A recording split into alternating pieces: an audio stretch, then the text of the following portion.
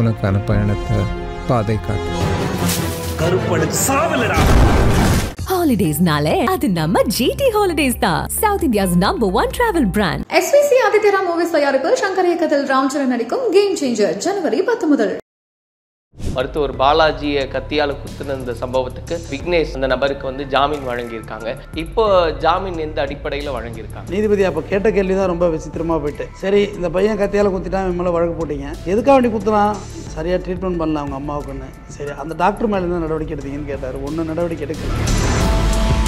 மருத்துவர்களை போய் நம்ம அட்டாக் பண்ணதோ கத்தியால் குத்துனதோ எமோஷனலுக்காக வேணால் எல்லோரும் சரி அவங்க அம்மா சரியாக வைத்தியம் பண்ணாதனால குத்திட்டான் அப்படின்னு எல்லாம் பேசுவாங்க. அவங்க அம்மா பேசக்குள்ளேயுமே அப்படி தான் பேசுனாங்க, என் பையன் செஞ்சது சரி தப்புன்னு ஒரு வார்த்தை கூட யாருமே பேசலை. இப்போ இந்த கேஸ் பொறுத்த வரைக்கும் இப்போ விக்னேஷ்கான தண்டனை அப்படின்றது என்னவா இருக்கும் சார்? இந்த சுப்ரீம் கோர்ட் வந்து நிறைய சைட்டேஷன் சொல்லிட்டாங்க. சிசிடிவியை வச்சு கன்விக்ஷன் கொடுக்கக்கூடாது, கன்விக்ஷன் தண்டனை கொடுக்கக்கூடாது. ஏன்னா அந்த பையன் வெளியில் வர்றதை பார்க்குறோம், உள்ளுக்குள்ளே என்ன நடந்ததுன்னு யாருக்கும் தெரியாது. பட் ஆடியோ ஆதாரமோ வீடியோ ஆதாரமோ ஜட்ஜ்மெண்ட் கொடுக்கறதுக்கு பயன்படுத்தக்கூடாது. அம்மாவுக்கு ட்ரீட்மெண்ட் சரியாக தரல, இதில் வந்து ஏற்கனவே செலவாக இருந்தது, அந்த செலவு தொகையை வந்து நீங்கள் திரும்ப எனக்கு தரணும் அப்படின்னு சொல்லி விக்னேஷ் டாக்டர் கிட்ட கேட்டதும் ஒரு வாக்குவாதத்துக்கு காரணம்னு சொல்கிறாங்க.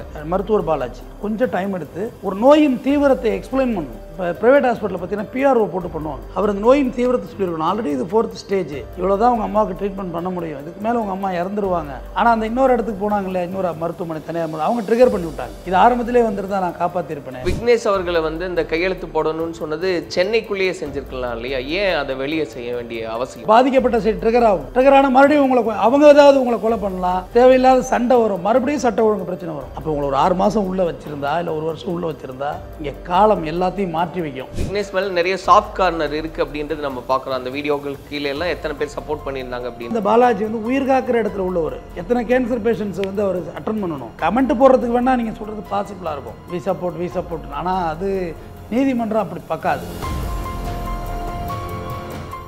நம்மளோட வழக்கறிஞர் RS தமிழ்வேந்தன் அவர்கள் இருக்கார், அவர்கிட்ட நிறைய விஷயங்களை பேசலாம். வணக்கம் சார். வணக்கம்.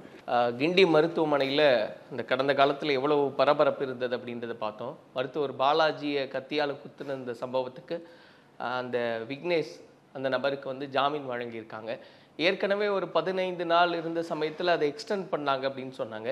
இப்போ ஜாமீன் எந்த அடிப்படையில் வழங்கியிருக்காங்க? இல்லை, ரிமாண்ட் எக்ஸ்டென்ஷனுங்கிறது லோயர் கோர்ட்டோட ப்ரொசீஜர், அதுக்கு இதுக்கு சம்மந்தம் கிடையாது. ரெண்டாவது அது 307 போட்டிருந்தாங்க. 307 ட்ரையபிள் வந்து லோயர் கோர்ட் கிடையாது, பெயில் கிராண்ட் பண்ணுறதே டிஸ்ட்ரிக்ட் கோர்ட்டுக்கு மேலே உள்ளது தான். ஏற்கனவே 2 முறை போட்டிருந்தாங்க, 33 நாள் ஆகுது நினைக்கிறேன். நேரத்தோட மாண்புமிகு நீதியரசர் ஜெகதீஷ் சந்திரா அவர்கிட்ட தான் வழக்கு விசாரணைக்கு வந்தது. ஏற்கனவே 2 வாட்டி டிஸ்மிஸ் ஆகிருக்கு. அப்புறம் இதை பார்த்துட்டு நீதிபதி அப்போ கேட்ட கேள்வி தான் ரொம்ப விசித்திரமாக போயிட்டு, சரி இந்த பையன் கத்தியால் குத்திட்டான், இவன் மேலே வழக்கு போட்டீங்க, எதுக்காக வேண்டி குத்துனான், சரியாக ட்ரீட்மெண்ட் பண்ணல அவங்க அம்மாவுக்குன்னு, சரி அந்த டாக்டர் மேலே என்ன நடவடிக்கை எடுத்தீங்கன்னு கேட்டார். ஒன்றும் நடவடிக்கை எடுக்கலை. துறை ரீதியாக 17 ஏதாவது ஒரு மெமோ கூட அவர் கொடுக்கல இன்னும், ஏன்னா அவர் பாதிக்கப்பட்டாருன்னு கொடுக்கல. போலீஸ் நின்று இருந்தாங்க. சரி ஓகே பெயில் கிராண்ட் பண்ணுறேன். சத்துவாச்சாரி, வேலூர் மாவட்ட சத்துவாச்சாரி, அந்த கிரீன்ஸ் அந்த சர்க்கிள் ரோடுன்னு சொல்லுவாங்க, அந்த இடத்துல சத்துவாச்சாரி அந்த ஸ்டேஷனில் டெய்லி காலையில் கையெழுத்து கண்டிஷன் கம்ப்ளைண்ட் பண்ணுறது, ஸ்டேஷனில் டெய்லி காலைல கண்டிஷன் கம்ப்ளைண்ட் பண்ணணும் அன்டில் ஃபர்தர் ஆர்டர், அதுக்கு பிறகு நான் இங்கே உத்தரவு நான் பிறப்பிக்கிற வரையும் கையெழுத்து போடுன்னு சொல்லி அதை ஆர்டர் கொடுத்துட்டாரு. இதனுடைய போக்கு எப்படி இருக்கும் சார்? என்ன நடக்கும் இதில்? போக்குன்னா இப்போ அந்த பையன் செய்ததை வந்து யாரும் நியாயப்படுத்தலை. அந்த பையன் பக்கம் நீங்கள் எவ்வளவு தான் நீங்கள் வந்து சரின்னு நம்ம சப்பக்கட்டு கட்டுற மாதிரி பேசினாலுமே அது சரிப்படுத்த முடியாதில்ல, சரின்னு சொல்ல முடியாதில்ல. மெடிக்கல் நெக்லிஜென்ஸ்னு ஒன்று இருக்குது, மருத்துவ கவனமின்மையால் ஏற்படும் உயிரிழப்புகள். இப்போ மருத்துவர்களை வந்து இப்போ அந்த மருத்துவர் பாலாஜியை வந்து பலரும் சொல்கிறாங்க, அங்கே உள்ள ஸ்வீப்பர் சொல்கிறாங்க கோவப்படுவார், எரிஞ்சு விழுவார் அப்படின்னு. பொதுவாக எல்லாம் ஒரே மாதிரி இருக்கிறது கிடையாது. ஆனால் மருத்துவர்களை போய் நம்ம ரொம்ப டைட் பண்ணோம்னா மருத்துவமே பார்க்க மாட்டாங்க, அது ஒரு பெரிய பிரச்சனை இருக்குல்ல. நமக்கு எதுக்கு இப்போ இந்த சூசைட் அட்டன் பண்ணுறாங்க தெரியுங்களா, பாய்சன்லாம் சாப்பிடுவாங்க வில்லேஜில். இங்கே இப்போ கூட எலிபாஷனெல்லாம் இங்கே டவுனில் இருக்குது, இல்லை வில்லேஜில் வந்து நிறைய பாய்சன் கேஸ் இருக்கும். பட் அந்த பாய்சன் கேஸை வந்து டாக்டர் தொடுவாங்களான்னு பயப்படுவாங்க. இது எது போலீஸ் கேஸு வம்பு, நாளைக்கு நமக்கு ஒரு வேளை பிழைக்கலைன்னா மருத்துவமனையை அட்டாக் பண்ணுவாங்க, அதெல்லாம் உள்ளது தானே. அப்போ மருத்துவர்களை நீங்கள் வந்து டிஸ்டர்ப் பண்ணிங்கன்னா இந்த மாதிரியான விஷயங்கள் ஆகிடும். நீ பார்ப்பா ரைட்டு ஓகே பாருங்கள், அடுத்தடுத்த ஹாஸ்பிட்டலுக்கு ஃபார்வர்ட் பண்ண ஆரம்பிச்சிருவாங்க. அந்த ரன்னிங்கில் உள்ள அந்த ஆம்புலன்ஸில் போகிற டைம் டியூரேஷனே ஒரு நிமிஷமாக நம்ம இறந்துக்கிட்டே வர ஆரம்பிப்போம். அதனால் மருத்துவர்களை போய் நம்ம அட்டாக் பண்ணதோ கத்தியால் குத்துனதோ எமோஷனலுக்காக வேணால் எல்லோரும் சரி அவங்க அம்மா சரியாக வைத்தியம் பண்ணல அதனால் குத்திட்டான் அப்படின்னு எல்லாம் பேசுவாங்க. அவங்க அம்மா பேசக்குள்ளேயுமே அப்படி தான் பேசுனாங்க, என் பையன் செஞ்சது சரி தப்புன்னு ஒரு வார்த்தை கூட யாருமே பேசலை. இல்லை, அவங்க குடும்பத்தார் சொல்லும்போது தவறு தான், அதுக்கான தண்டனையை கொடுங்க, பட் அதில் ஒரு கன்சிடர் பண்ணுங்கன்றதையும் அவங்க ஒரு கிளைமாக அஃபிடவிட்டில் போட்டிருக்காங்க. இந்த பையனோட ஏஜை சொல்லி அது போக அந்த பையனுக்கும் மெடிக்கலாக ப்ராப்ளம் இருக்குது, அதையெல்லாம் மெடிக்கல் செக் இருக்குது, அந்த பையனுக்கு இருக்குது. ஆர்ஜிக்கர் மருத்துவமனையிலே பெயில் விட்டாங்க அந்த அஃபென்ஸுக்கு. இது விட்றதுக்கு என்ன இருக்குது, அதை பெயில் விட்டாங்க, அவ்வளோதான். 2033 நாளில் ஒரு 307 வந்து கன்சிடர் பண்ணுறது பெரிய விஷயந்தான். ஏன்னா 307 கன்சிடர் பண்ண மாட்டாங்க. ரெண்டாவது அவர் விக்டிம் டிஸ்சார்ஜ் ஆகிட்டார்ல, விக்டிம் வந்து உங்களுக்கு மருத்துவமனையில் இருந்திருந்தால் நிச்சயமாக பெயில் கொடுக்க மாட்டாங்க. அப்ஜெக்ஷன்லேயும் அது சொல்லுவாங்க, அவர் வந்து அப்சர்வேஷனில் இருந்தாக்க பெயில் கொடுக்க மாட்டாங்க. அவர் அப்சர்வேஷனில் இல்லை, ஸோ அது போதுமானது. விசாரணைக்கு ஒன்றும் இவங்க போய் டிஸ்டர்ப் பண்ணக்கூடாதுலாம் அஃபிடவிட்டில் போட்டிருப்பாங்க. நாங்கள் சாட்சியை கலைக்கிறது மாதிரி ஜென்ரல் டேர்ம் இருக்குது, அதை போட்டு ஒரு பெயில் வாங்கிட்டு இருக்காங்க. இப்போ இந்த கேஸ் பொறுத்த வரைக்கும் இப்போ விக்னேஷ்கான தண்டனை அப்படின்றது என்னவா இருக்கும் சார்? இது எப்படி எது நோக்கி நகரும்? ட்ரையல் கோர்ட்டு டிசைட் பண்ணணும். அது என்ன லாங் ப்ராசஸ் இருக்குது. சார்ஜ் ஷீட்டு போடணும், சார்ஜ் ஷீட்டில் விட்னஸ் போடணும், விட்னஸ் போட்டு 2 பேருக்குமான ஃப்ரேமாபஸியை வந்து நிரூபணம் பண்ணணும். குற்றம் செய்ததுக்கான மூல ஆதாரத்தை வந்து நிரூபணம் பண்ணணும் நீதிமன்றத்தில். இவங்க 2 பேருக்குமான இருந்த குற்ற ஆதாரத்தை நிரூபணம் பண்ணுறதே எனக்கு கொஞ்சம் அதெல்லாம் எப்படிங்கிறது நான் ஒரு டிஃபென்ஸ் லாயராக தான் சொல்ல முடியும். அதுக்கெல்லாம் சான்சஸ் கம்மி தான். ஏன்னா 2 பேருக்குமான ஒரு உறவோ கொடுக்கல் வாங்கல் பந்தமோ இல்லை. அவர் ஒரு அரசு மருத்துவமர் ட்ரீட்மெண்ட் பண்ணார், அவ்வளோதானே. எவ்வளோ பேருக்கு ட்ரீட்மெண்ட் பண்ணியிருப்பாரு, அதில் இவங்களுக்கும் பண்ணியிருப்பாங்க. பட் சம்பவ இடத்துல இருந்தது அந்த சிசிடிவி ஃபுட்டேஜ், அந்த கத்தி தூக்கி போட்டது, இதை வச்சு கொள்வாங்க. ஏன்னா சுப்ரீம் கோர்ட் வந்து நிறைய சைட்டேஷன் சொல்லிட்டாங்க, சிசிடிவியை வச்சு கன்விக்ஷன் கொடுக்கக்கூடாது, கன்விக்ஷன் பண்ணி தண்டனை கொடுக்கக்கூடாது அப்படின்னு. ஏன்னா அந்த பையன் வெளியில் வர்றதை பார்க்குறோம், உள்ளுக்குள்ளே என்ன நடந்ததுன்னு யாருக்கும் தெரியாது, இன்சைடு ரூம்குள்ளே. ஸோ சிசிடிவியெல்லாம் கன்சிடர் பண்ண மாட்டாங்க. ஆனால் விசாரணைக்கு உதவியாக வைத்துக் கொள்ளுங்கள் சிசிடிவின்னு தான் சுப்ரீம் கோர்ட் சொல்லுது. அந்த புலன் விசாரணை செய்வதற்கு சிசிடிவி ஓகே, பட் ஆடியோ ஆதாரமோ வீடியோ ஆதாரமோ ஜட்ஜ்மெண்ட் கொடுக்குறதுக்கு பயன்படுத்தக்கூடாது. ஏன்னா நிறைய தான் தெரியும், மாஃப் பண்ணுறாங்க, ஏஐ எல்லாம் வந்துருச்சு, எவ்வளோ டெக்னாலஜி டெவலப்மெண்ட் பண்ணி வந்துட்டு, அதனால் அது ஆதாரமாக வச்சுக்க மாட்டாங்க. இவனோட வயசு இருக்குது, அதையும் நீதிபதி கருத்தில் கொள்வாங்க. ஆனால் செய்த செயல் ரொம்ப சீரியஸான செயல் தானே. ஒரு டியூட்டியில் உள்ள மருத்துவரை போய் நீங்கள் சரியாக ட்ரீட்மெண்ட் பண்ண குத்துவோன்னா அப்புறம் எல்லாத்துக்கும் அது தானே வரும். எல்லா இடத்துலையும் நம்ம எல்லா இடத்துலையும் பர்ஃபெக்டாக செஞ்சிடறது கிடையாது. ஒரு பேருந்து ஓட்டுநர் இருக்கார், தவறுதலாக விபத்து ஏற்படுத்திடுறாரு, ஒருத்தவங்க இறந்துடுறாங்க, அந்த டிரைவரை குத்திட முடியுமா? ஏறி பேருந்தே வேண்டாம், என்னையும் டிரைவர் வச்சுக்கோங்க. ஒரு விபத்து ஏற்படுது, டெய்லி தான் நடக்குது விபத்து. நீ பார்க்குற ஒரு ஊரில் திருத்துறைப்பூண்டிங்கிற ஊரில், ஐ திங்க் திருவாரூர் மாவட்டம், அந்த பஸ்ஸு மூவ் பண்ணுறாங்க, அதுக்கு பிறகு பேக் வீல் டயரில் போய் ஒரு லேடி விழுந்து சூசைட் பண்ணுறாங்க. சூசைட் பண்ணுற இடமா அது பஸ்ஸு. இப்போ அந்த டிரைவர் கேஸை வாங்கிட்டு அவங்க சுற்றணும், கோர்ட்டும் கேஸுமா சஸ்பெண்ட் ஆகிடுவாங்க. சஸ்பெண்ட் ஆகி மறுபடியும் அவங்க சம்பளம் பாதி வரும், பிழப்பூதியம் கொடுப்பாங்க, மறுபடியும் கோர்ட்டில் கேஸ் நடத்தணும், அந்த கேஸ் அக்யூட்டல் ஆகணும். ஏன்னா கவர்மெண்ட் பஸ் டிரைவர் வந்து இதை ஒத்துக்க முடியாது, குற்றத்தை ஒத்துக்க முடியாது. Even private bus driver lorry driver கூட குற்றத்தை ஒத்துக்க முடியாது. ஏன்னா அவங்க கவர்மெண்ட் வேலைக்கு போகணுன்னா குற்றத்தை ஒத்துக்கிட்டால் கவர்மெண்ட் பஸ்ஸில் நீங்கள் டிரைவர் ஆக முடியாது. இவ்வளோ பிரச்சனையும் இருக்குது. அப்போ ஒரு விபத்தை ஏற்படுத்திட்டு அந்த டிரைவரை கொலை பண்ண முடியுமான்னு குத்த முடியுமா போய்? சரி, இப்போ இதில் இன்னொரு பாயிண்ட் அப்படின்னு நம்ம பார்க்கும்போது அம்மாவுக்கு ட்ரீட்மெண்ட் சரியாக தரல அப்படின்றது ஒரு பாயிண்ட்டாக இருந்தாலும், இதில் வந்து ஏற்கனவே செலவாக இருந்தது, அந்த செலவு தொகையை வந்து நீங்கள் திரும்ப எனக்கு தரணும் அப்படின்னு சொல்லி விக்னேஷ் டாக்டர்கிட்ட கேட்டதும் ஒரு வாக்குவாதத்துக்கு காரணம்னு சொல்கிறாங்க. இது நமக்கு லாஜிக்கை மீறின கேள்வி. இவங்க ஒரு கவர்மெண்ட் ஹாஸ்பிட்டலில் ட்ரீட்மெண்ட் பண்ணுறாங்க, தனியார் ஹாஸ்பிட்டலில் போகல அவங்க தான் ட்ரிகர் பண்ணி விட்டாங்க அதை, இது சரியாக வைத்தியம் பண்ணலன்னு. ஆக்சுவலாக இது நடந்தது ஒரு சாதாரண விஷயம். இந்த பாலாஜி அவர்கள் கொஞ்சம் டைம் எடுத்து, மருத்துவர் பாலாஜி கொஞ்சம் டைம் எடுத்து ஒரு நோயின் தீவிரத்தை எக்ஸ்பிளைன் பண்ணணும். இப்போ ப்ரைவேட் ஹாஸ்பிட்டலில் பார்த்தீங்கன்னா பிஆர்ஓ போட்டு பண்ணுவாங்க. உங்கள்கிட்ட வந்து அந்த டிசீஸை பற்றி எந்த அளவுக்கு எக்ஸ்பிளைன் பண்ணணுமோ, எவ்வளோ கொஸ்டின் கேட்டாலும் பொறுமையாக ஆன்சர் பண்ணுவாங்க. அது மாதிரியான அமைப்புகள் அரசில் இல்லை, இருந்தாலும் சரியாக செயலில் இல்லை. அவர் அந்த நோயின் தீவிரத்தை சொல்லியிருக்கணும். ஆல்ரெடி இது 4th ஸ்டேஜ், இவ்வளோ தான் உங்கள் அம்மாவுக்கு ட்ரீட்மெண்ட் பண்ண முடியும், இதுக்கு மேலே உங்கள் அம்மா இறந்துருவாங்க அப்படின்னு சொல்கிறதுக்கான விஷயத்தை அவர் சொல்லியிருந்திருக்கணும். எந்த மருத்துவரும் ஒருத்தவங்க இறந்துடணும்னு ட்ரீட்மெண்ட் பண்ணுவாங்களா? கண்டிப்பாக பண்ண மாட்டாங்க. ஆனால் அந்த இன்னொரு இடத்துக்கு போனாங்களே, இன்னொரு மருத்துவமனை தனியார் அவங்க ட்ரிகர் பண்ணி விட்டாங்க. இது ஆரம்பத்திலே வந்துருந்தா நான் காப்பாற்றிருப்பேனே. இது எல்லா துறையிலையும் உள்ளது தான். இப்போ நான் வழக்கறிஞராக இருக்கேன், என்கிட்ட கேஸ் நடத்துகிறீங்க, ஏதோ நமக்குள்ளே கான்ட்ராவ் ஆகிடுது, அந்த கட்டை வாங்கிட்டு இன்னொரு லாயர்கிட்ட போயிடுறீங்க. அவர் வந்துட்டு பரவாயில்ல, நல்லா தான் நடத்திருக்க, ஹேண்டில் பண்ணியிருக்காங்க, பரவாயில்லன்னு சொன்னால் ஓகே. ஐயய்ய வாழ்க்கையே போச்சே, தப்பாவில் கேஸ் நடத்திட்டு இருக்காங்க, நீ ஜெயிலுக்குள்ளே போகிற அப்படின்னா உங்களுக்கு என் மேலே ட்ரிகர் ஆகும்ல, அதுக்காக நேராக கத்திருந்து குத்திடலாமா? உதவக்கூடாதுல்ல. தனியார் மருத்துவமனையில் அவங்க ஆஸ்பெக்டில் சொல்லுவாங்க, முடி வந்துருந்தா காப்பாற்றிருக்கலாம். ஈவன் எனி டிசீஸ் வந்து இங்கே எல்லா வைத்தியத்தையும் தள்ளி வைப்பதற்கு தானே நம்மள்ட்ட மெடிசன் இருக்குது. டயபெட்டிக் மாத்திரை சாப்பிட்றோம், டயபெட்டிக் சரியாயிடுதா? கொலஸ்ட்ராலுக்கு மாத்திரை சாப்பிட்றோம், சரியாயிடுதா? இல்லையே. ஆக்சிடெண்ட் ஆகுது, முழுசாக ரெக்கவரி ஆகி நம்ம நல்ல மாதிரியே ஓட ஆரம்பிச்சிடுறோமா? ஏதோ ஒரு பிரச்சனை நம்ம உடம்புல டிஃபால்ட்டாக இருந்துக்கிட்டு தான் இருக்குது. கோவிட்டுக்கு எல்லோரும் ஊசி போட்டோம், WHO போட சொன்னிச்சு, ஹூ போட சொன்னிச்சுன்னு அவங்களே சொல்கிறாங்க தலைகீழாக இவ்வளோ போட்டால் சைடு எஃபெக்ட்லாம் வருந்தா அப்படின்னு. என்னடா சொல்கிறீங்க, போட்டாச்சடா எல்லாருன்னு பட்டுன்னு எவ்வளோ இளைஞர்களாக மேலே எகிரிக்கிட்டே இருக்காங்க. எல்லா அட்டாக்கு நல்லா பேசிகிட்டு இருக்கான், வீட்டுக்கு போகிறான் செத்துடுறான். நல்லா உடற்பயிற்சி செய்கிறான், ஜிம்மில் மாக்கணும்னு சாகுறாங்க. அதுக்கும் அந்த மருந்துக்கு சம்மந்தம் இல்லைன்னு சொல்லிட்டாங்களே சார். மாற்றி தான் சொல்கிறாங்க. இப்போ அட்டாக்குக்கு அதுக்கு சம்மந்தம் இல்லைங்கிறாங்க. ஆண்டு உங்கள்கிட்ட கொடுத்த மெடிசனில் சைடு எஃபெக்ட் இருக்குன்னு சொல்கிறீங்க. எல்லா மெடிசனும் எடுங்க, ஒரு மாத்திரை அட்டை எடுங்க. இப்போ கீழே பின்னாடி போட்டிருக்கா இல்லையா, நெஞ்சுரியஸ் ஒரு லிவரை பாதிக்கும், கிட்னியை பாதிக்கும். எல்லா மருத்துவக்கும் இங்கே சைடு எஃபெக்ட் உண்டு. என்னன்னு சொல்ல போனால் 1947 இந்தியா சுதந்திரம் அடைஞ்சிது. அப்போ ஒரு மனிதனுடைய சராசரி ஆயுள் காலம் எவ்வளோ? அதிகமாக தான் இல்லை, தப்பு. 34 தான் ஒரு மனிதனுடைய சராசரி ஆயுள் காலம். இன்றைக்கி 2024 ஒரு மனிதனுடைய சராசரி ஆயுள் காலம் எவ்வளவு? 60 above 72. அப்போ மருத்துவம் வளர்ந்து தானே இருக்குது. மருத்துவத்தின் வளர்ச்சி ஒரு பக்கம். நீங்கள் மருத்துவத்தை நம்ம குறை சொல்லுவோம், அதில் ட்ராபேக் இருக்குது, நான் இல்லைன்னு சொல்லலாம். ஆனால் மருத்துவம் வளர்ந்துருக்கே. எவ்வளோ பேர் அன்றைக்கி மெட்டர்னிட்டி வார்டில் இருந்தாங்க. பிரசவ அறையில் தாய் இறந்துருவாங்க, இல்லை குழந்தை இறந்துருவாங்க, இல்லை தாயும் செய்யும் வயிற்றுலேருந்து வெளியில் வர முடியாது இருந்தாங்க. இன்றைக்கி மெட்டர்னிட்டி டெத்தெல்லாம் வந்து 0.000 கண்ட்ரோலில் வந்துட்டு எப்படி அது சரியான நேரத்துக்கு நீங்கள் ஹாஸ்பிட்டல் போயிட்டா உங்களை ஆப்ரேஷன் பண்ணி எடுத்துடுறாங்களே. 2 குழந்தையெல்லாம் அசால்ட்டாக எடுக்கிறாங்களே. குழந்தைய ஸ்கேன் பண்ண முடியுது. குழந்தை நல்ல எவ்வளோ அன்றைக்கி வந்து நம்ம வந்து வளர்ச்சி, மூளை வளர்ச்சி, அதாவது ஸ்பெஷல் சைல்டாகலாம் குழந்தைங்க பிறந்துச்சு. இன்றைக்கி ஸ்பெஷல் சைல்டாக இருக்கா? இல்லையே. போலியோங்கிற ஒன்று நாட்டை விட்டு அறவே ஒழித்து இருக்கிறார்களே. அன்றைக்கி நம்ம வகுப்பில் படிக்கக்குள்ள நம்ம சக மாணவர்கள் போலியோவில் அட்டாக் ஆகியிருந்தாங்களே. இன்றைக்கி போலியோ இல்லையே.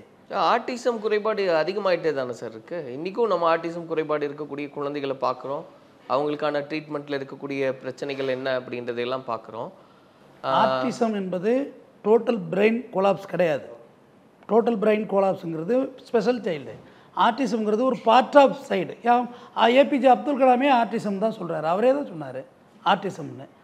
நம்மளே ஆர்டிசத்தில் இருந்திருப்போம், நமக்கு தெரியல.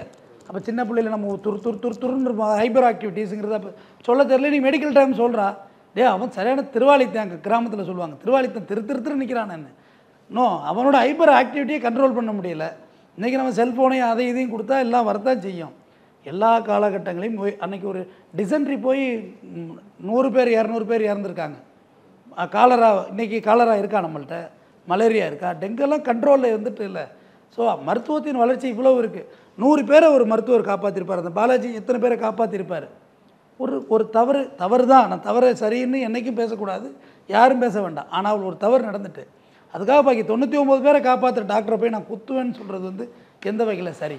அவர் என்ன வேணால் தப்பாக பேசியிருக்கட்டும், எது வேணால் நடந்திருக்கட்டும். ஆனால் நீங்கள் அதுக்கு நல்ல வழியில், ஆரோக்கியமான வழியில் தானே நீங்கள் வந்து அதுக்கு போராடி இருக்கணும். இது ஒரு தவறான எக்ஸாம்பிள். இது வந்து பலர் வந்து இதை ஆதரிச்செல்லாம் பேசுனாங்க. அது சரியே இருக்கட்டும். ஆனாலும் அந்த பொது மித்தை வந்து நம்ம சரின்னு சொல்லவே கூடாது. இல்லை, மருத்துவரை வந்து இந்த மாதிரி பண்ணதுன்றது தவறு தான். யாருமே வந்து அதை நியாயப்படுத்தி பேசலை இங்கே. ஆனால் ஒரு மருத்துவர் நீங்கள் சொன்ன மாதிரி ஒரு கனிவாவோ இல்லை பொறுமையாவோ அந்த விஷயத்தை எடுத்து சொல்ல வேண்டியது அவரோட கடமை. ஏன்னா நம்ம மருத்துவத்தை வந்து சேவைன்னு தான் சொல்கிறோம், பணின்னு கூட நம்ம சொல்கிறது. அப்போது அப்படி இருக்கிறவங்களுக்கு அதில் பொறுப்பு இருக்கு இல்லையா? இப்போது ஒரு பக்கம் விக்னேஷ் பண்ணது தவறு தான், அதுக்கான நடவடிக்கைகள்லாம் எடுக்கப்படுது. அப்போ மருத்துவர் செஞ்ச தவறுக்கான நடவடிக்கை என்னன்ற கேள்வி தான் இந்த நீதிபதி ஜெகதீச்சந்திரா கேட்டார். மருத்துவர் மீது என்ன நடவடிக்கை எடுத்துருக்கீங்க? ஏன்னா அவங்க அம்மாவுக்கு சரியாக ட்ரீட்மெண்ட் பண்ணலன்னு சொல்லியிருக்காங்களா? அதில் உண்மை இருக்கா, பொய் இருக்கா? இல்லை அட்லீஸ்ட் அவர்கிட்ட ஒரு விளக்கமாவது வாங்கியிருக்கணும்ல. நான் ப்ராப்பராக ட்ரீட்மெண்ட் பண்ணேன், இந்த ஃபைல் படி உங்களுக்கு இப்படி கீமோ கொடுத்தேன். அந்த கீமோ கொடுக்குறதே வந்து பார்த்தீங்கன்னா இங்கே ஓமந்தூரார் போனால் நீங்கள் பார்க்குற ஆக்சஸ் இருக்கும், 4th ஃப்ளோரில் இருக்குது. சும்மா செலைன் பாட்டில் மாதிரி தான் இருக்கும். நம்ம உடம்புல கேன்சர் எங்கே இருக்குதுன்னு பார்த்து அந்த செல்களை போய் அதை அழிக்கும், கொல்லும், அவ்வளோதான். அது கொல்கிற அளவுக்கு சைடு எஃபெக்டையும் உங்கள் உடம்புல ஏற்படும். முடி கொட்டும், சில அட்டாக் கூட வரலாம், கிட்னி ஃபெயிலியர் ஆகும், எல்லாமே அதில் சொல்கிறாங்க. ஆனால் அவங்கள காவந்து பண்ண முடியும், கொஞ்ச நாள் உங்களை லைஃப்பை எக்ஸ்டெண்ட் பண்ண முடியும். இப்போ அந்த அம்மாவுக்கு வந்து லங்ஸு இவங்க மெடிசன் கொடுத்ததுனால லங்ஸ் ஃபெயிலியர் ஆகலை, அந்த மெடிக்கல் ரிப்போர்ட் இருக்குது.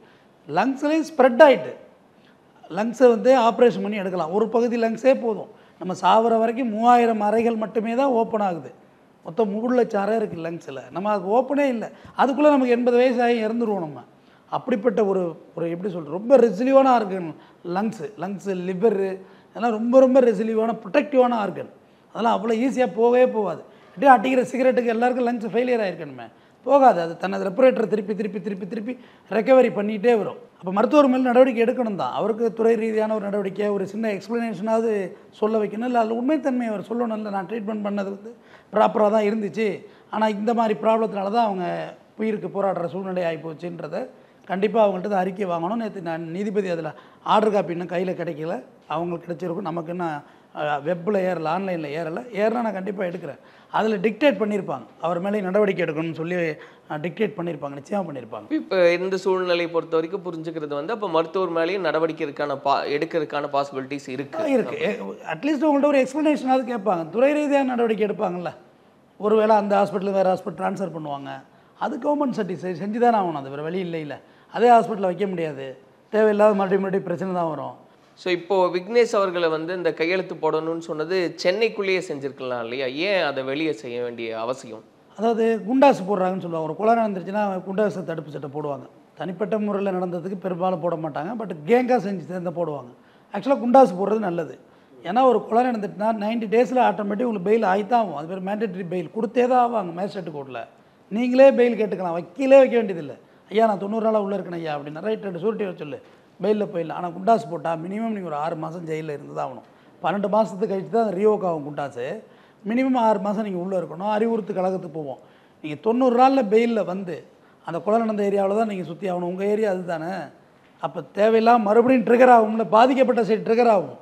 ட்ரிகர் ஆனால் மறுபடியும் உங்களை அவங்க ஏதாவது உங்களை கொலை பண்ணலாம், தேவையில்லாத சண்டை வரும், மறுபடியும் சட்ட ஒழுங்கு பிரச்சனை வரும். அப்போ உங்களை ஒரு 6 மாதம் உள்ளே வச்சுருந்தா இல்லை 1 வருஷம் உள்ளே வச்சுருந்தா இங்கே காலம் எல்லாத்தையும் மாற்றி வைக்கும். இப்போ அந்த பையனை இதே மெட்ராஸில் சுற்றி வந்தால் அதே ஊருக்குள்ளே இருந்தால் மறுபடியும் தேவையில்லாத பிரச்சனைகள் வரும். சிறைங்கிறதே என்னங்கிறீங்க, நமக்கான பனிஷ்மெண்ட்டு தான் சிறையே. இப்போ அங்கே இருக்கிறது அது ஒரு மாரல் சிறை தானே. டெய்லி வேலூர் போயிட்டு வரணும்னு பஸ் ஃபேரில் போயிட்டு வரணும், இல்லை அங்கே ரூம் எடுத்து தங்கியிருக்கணும், எல்லாம் ஒன்று தானே. உங்களை ரிசர்வ்டாக வச்சுருக்கிற விஷயம் இது. நீங்கள் போயிட்டு ட்ரெயினில் வந்துகிட்டே இருந்தீங்கன்னா உங்களுக்கு வேறு எதுவும் திங்கிங் பண்ண முடியாது. நீங்கள் ஒன்ஸு ஜெயிலுக்கு போய் கோர்ட்டுக்கு வர்றது எதுக்கு, நீங்கள் திருந்தணுங்கிறதுக்காக தான். அலைஞ்சி இப்போ மாதத்துக்கு 2 வாய்தா இப்போ போடுறாங்க. முன்ன மாதிரிலாம் இல்லை, 2 வாய்தா மாதத்துக்கு போடுறாங்க. அது எஃப்டிசிலாம் 3 போடுறாங்க. நீங்கள் கோர்ட்டுக்கு அலைஞ்சி வேறு வேலையை பார்க்க முடியாது. நீங்கள் ஒரு கேஸ் நீங்கள் வாங்கிட்டீங்கன்னா வேறு எந்த வேலைக்கும் நீங்கள் போக முடியாது, அலைஞ்சிட்டே இருக்க வேண்டியது தான். அதுக்காக வேண்டி தான் உள்ளூரில் வைக்காமல் தேவையில்லாத மறுபடியும் சட்ட ஒழுங்கு பிரச்சனை வரக்கூடாதுங்கிறதுக்காக தான் வெளில போகிறது. டாக்டருக்கு வேண்டப்பட்டவங்க இருப்பாங்க, இந்த பையன் மேலே கோவப்படலாம், ஒரு சின்ன கைகலப்பு நடந்தால் கூட சங்கடம் தானே. அதனால தான் தள்ளி வைக்கிறது, வேறு ஒன்றும் இல்லை. ரைட். அப்போ இதில் நிறைவாக ஒரு கேள்வி சார். இப்போ பார்த்தீங்கன்னா சொன்ன மாதிரி விக்னேஷ் மேலே நிறைய சாஃப்ட் கார்னர் இருக்குது அப்படின்றது நம்ம பார்க்குறோம். அந்த வீடியோக்கள் கீழே எல்லாம் எத்தனை பேர் சப்போர்ட் பண்ணியிருந்தாங்க அப்படின்னு. அவங்களுடைய இன்டென்ஷன் என்னவாக இருக்குன்னா குறைந்தபட்ச தண்டனையோட அவர் வெளியே வந்தால் சரியாக இருக்கும் அப்படின்னு. அப்போது தண்டனை இருக்குமா இருக்காதா, இல்லை தண்டனை எந்த அளவில் இருக்கிறதுக்கான வாய்ப்புகள் இருக்குன்னு ஒரு அனுமானம் கேட்குது. தண்டனை இருக்காதுன்னு நல்லா சொல்ல முடியாது லாயரா. கண்டிப்பாக இருக்கும், கண்டிப்பாக இருக்கும். பட் ஜட்ஜ்மெண்ட் கொடுக்குற ஜட்ஜோடைய வியூ பார்ப்பாங்க. மருத்துவரை குத்துறது வந்து யாரும் ஏற்றுக்க மாட்டாங்க. ஏன்னா கவர்மெண்ட் சர்வெண்ட் இல்லை. நீங்கள் எவ்வளோ பஸ் டிரைவர் போகிறாங்க, ஒரே ஒரு பஸ் டிரைவரை நீங்கள் லைட்டாக அடிச்சிருங்க, கவர்மெண்ட் பஸ் டிரைவரை தொலைச்சி கட்டிடுவாங்க உங்களை, அப்படியே பஸ்ஸை நிப்பாட்டுருவாங்க. நான் அரசு ஊழியர், அவங்க அரசு ஊழியரை பணி செய்ய விடாமல் தடுத்தல். ரெண்டாவது இந்த பாலாஜி வந்து உயிர் காக்கிற இடத்துல உள்ளவர், கீமோ கொடுக்குற டாக்டரு, எத்தனை கேன்சர் பேஷண்ட்ஸை வந்து அவர் அட்டன் பண்ணணும். அதனால் அதெல்லாம் கன்சிடர் பண்ணுவாங்க. நீங்கள் என்னதான் இருந்தாலும் கமெண்ட் போடுறதுக்கு வேணால் நீங்கள் சொல்கிறது பாசிபிளாக இருக்கும். அந்த பையனுக்கு சப்போர்ட் பண்ணுறோம், வி சப்போர்ட். ஆனால் அது நீதிமன்றம் அப்படி பார்க்காது. உங்கள் மேலே உள்ள சாஃப்ட் கார்னரையோ உங்களுடைய சூழலையோ உங்களுடைய நோய்வாய்ப்பாடுறதே பார்க்காது. ஏன் சொல்கிறேன், சரவண பவன் இருக்கார்ல ஹோட்டல் அதிபர், அவர் கடைசி நாள் இறக்குற மூமெண்ட்டே ஆயிடுச்சு. அவருக்கு ஸ்ட்ரெச்சரில் தான் கொண்டு வந்தாங்க, ஹாஸ்பிட்டலில் இருக்கார். கோர்ட்டில் சொல்கிறாங்க இல்லை அவர் ரொம்ப முடியாமல் இருக்குது, உயிர் போகுது அப்படின்னு. ஜட்ஜ்மெண்ட் படி தூக்கிட்டு வா, ஸ்ட்ரெச்சரில் கொண்டு வா, அப்புறம் பேசிக்கணும். இன் பண்ணக்குள்ளே இறந்துட்டார், அவர் ஜெயிலுக்கு போக்குள்ளே இறந்துட்டார். ஸோ நீதிமன்றத்துக்கு தேவை ஒருவனுடைய இறக்கமான பகுதிகள் அல்ல, நீங்கள் செஞ்ச க்ரைம் என்னங்கிறது தான் நீதிமன்றத்துக்கு தேவை. அப்போ க்ரைமை தான் பார்ப்பாங்க. இந்த பையன் செஞ்சது க்ரைம், அதை தான் பார்ப்பாங்களே ஒழிய ஐயோ இவனுக்கு ஒரு குடும்பம் இருக்குது, இவனுக்கு பின்னாடி இன்னார் இருக்காங்களே, இவனை தூக்கி ஜெயிலில் போட்டால் அவங்க வீட்டில் உள்ளவங்க என்ன ஆவாங்க. எல்லா வழக்கல்லையும் இப்படி தான். இப்போ பெத்த குழந்தைய கொலை பண்ணிடுறாங்க, அவங்க அப்பா தானே கொலை பண்ணார், விடுதலை பண்ணிடலாம் அப்படின்னு பண்ணிட முடியுமா? ஒரு பையனே அப்பாவை கொண்டு வர்றான், ஏங்க அவன் பையன் தானே கொண்டா, விடுதலை பண்ணுங்கன்னா பண்ண முடியாது. நீதிமன்ற தேவை க்ரைம், அங்கே ஒரு மர்டர் நடந்திருக்கு, அது மர்டர் பண்ணது இவனா இல்லையாங்கிறது மட்டும்தான் கேள்வியை ஒழிய உங்களுடைய இன்னொரு பக்கங்கள் அல்ல. இல்லை, அதுதான் தண்டனை கிடைக்கும் அப்படின்றது புரியுது சார். எந்த அளவில் இருக்குன்றது தான் எல்லாருடைய தெரிஞ்ச ஒரு 5 years கொடுப்பாங்க, 7 years இம்ப்ரெஸ்மெண்ட் பண்ணலாம், 10 years வரையும் இம்ப்ரெஸ்மெண்ட் கொடுக்கலாம். இந்த அஃபென்ஸுக்கு ஒரு 5 years கொடுப்பாங்க. அது அப்பீல் ஹைகோர்ட் இருக்குது, சுப்ரீம் கோர்ட் இருக்குது. அதோடு தான் நீதிமன்றம் இத்தனை சேனலாக இருக்குது. ஒரு JM court, sub court, JM court, முன்சிப் sub court, district court, ADJ court, district court, high court appeal, supreme court appeal, இத்தனை ஸ்டேஜ் இருக்குது. ஏன்னா எங்கனையோ ஒரு தவறு நடந்தால் கூட அதை அடுத்த நீதிபதி சரி பண்ணிடலாம் அப்படின்றது தான் இத்தனை ஸ்டேஜ் அதில் வச்சுருக்காங்க. அதனால் அது அவங்களுடைய தரப்பு, அவங்க டிஃபென்ஸ் எடுத்து வைக்கிற வக்கீலின் வாதத்தை பொறுத்தது தான். இப்போ வந்து குறைஞ்சபட்சம் 5 ஆண்டு காலமாவது தண்டனை உறுதியாக கிடைக்கிறதுக்கான வாய்ப்பு. உறுதியாக நம்ம கன்ஃபார்ம் பண்ண முடியாது, பட் கொடுப்பாங்கன்னு சொல்ல வரேன். கொடுப்பாங்க, அப்பீல் போகலாம். இல்லை ஒழுங்காக ட்ரையல் ஒழுங்காக பக்காவாக எடுத்து டிஃபென்ஸுக்கு அருமையாக வச்சாக்க லைவாக பார்த்தது இவ்வளோ பேர் இருக்காங்க, அந்த ரூமுக்குள்ளே பார்த்தது யாரும் இல்லை, இப்படி டிஃபென்ஸ் வச்சா என்ன பண்ண முடியும்? இந்த கத்தியை தூக்கி போடுறான், கத்தியை ரெக்கவரி எடுத்திருப்பாங்க, கத்தி அதுக்கு பயன்படுத்தப்பட்ட கத்தியாங்கிறதெல்லாம் டெஸ்ட் லேபில் பண்ண முடியாது. பிகாஸ் ஒரு பிஸ்டல்லேருந்து வர்ற புல்லட்டு இந்த புல்லட்டுக்கான துப்பாக்கி இந்த புல்லட்டு தான் அப்படிங்கிற ப்ரூவ் பண்ண முடியும். நைஃபை என்னத்தை ப்ரூவ் பண்ணுறது? ஹாஸ்பிட்டலுக்குள்ளேயே நைஃப் இருக்கும், ஆப்ரேஷன் பிளேட் இருக்கும். இந்த நைஃப் வச்சு எதுவும் பண்ண முடியாது சார். அதில் பிளட் இருக்கும், கைரேகை இருக்கும், இதெல்லாம் வச்சு ஒன்றும் பண்ண முடியாது. இது எல்லாமே மெட்டீரியல் எவிடன்ஸ், மகஜர் விட்னஸு, இது எல்லாமே. இது இல்லைனாலும் போலீஸால் இதெல்லாம் கொண்டு வர முடியும், அதையும் தெரிஞ்சுங்க. இது எதுவுமே வேண்டியதில்லை. போலீஸ் எல்லாத்தையுமே அசம்பிள் பண்ணுவாங்க. ஒரு கேஸில் சார்ஜ் ஷீட் போடக்குள்ள மகஜர் விட்னஸை கைப்பற்றினது, அப்போ 2 சாட்சி, கத்தியை கைது போகிறதுக்குள்ள 2 சாட்சி, இந்த கத்தியை எங்கேயாவது வாங்கினாதா ஒரு சாட்சி, எல்லாத்தையும் போலீஸ் கொண்டு வருவாங்க. இது எல்லாத்தையும் விட டிஃபென்ஸ் எடுத்து வைக்கிற விதம், நீதிபதியின் கருணைன்னு ஒன்று இருக்குது, பார்வை ஒன்று இருக்குது. சரி, ரைட், ஓகே, தொலைஞ்சு போகிறானா, இல்லை டாக்டரே வந்து பாலாஜியே கூட வந்து விட்னஸை மாற்றி கூட சொல்லிட்டு போகலாம், சரி பொழைச்சி போகிறான் பையன் அப்படின்ற மனநிலை கூட வரலாம். அதுக்கடையில் எவ்வளோ பேச்சுவார்த்தைக்குள்ள நடத்தலாம். சரி, சின்ன பையன் தானே விடுங்க, மீண்டும் இதை போட்டு கிளறிட்டு இருக்க வேண்டாம் அப்படின்னு கூட பேச்சுவார்த்தை நடத்தலாம். அவரே வந்து ஆக்சிடென்ட் ஆனால் என்ன செய்ய முடியும்? பிரெட் சாட்சி சொன்னார்னா, குத்துனது இந்த பையனா என்னன்னு தெரியல, நான் ஒரு மாதிரி மெடிசன் சாப்பிட்ருந்தேன், கேராக இருந்தது, அவர் ஆல்ரெடி ஹார்ட்டுக்கு மாத்திரை சாப்பிட்றாரு, அஸ்பிரின்லாம் போடுறேன், உனக்கு கொஞ்சம் கேராக இருந்துச்சு, கெடினஸாக இருந்துச்சு, எனக்கு இந்த பையனா என்னென்னு சந்தேகமாக இருக்குது அப்படின்னா முடிஞ்சு போச்சு, கேஸ் விடுதலையாக போகுது, அதில் ஒன்றும் இல்லை. ஸோ அதுக்கு நிறைய ஸ்டேஜ் இருக்குது, அதுக்கு பார்க்கலாம். ஸோ அப்போ பொறுத்திருந்து பார்ப்போம் சார் என்ன நடக்குதுன்னு. நன்றி.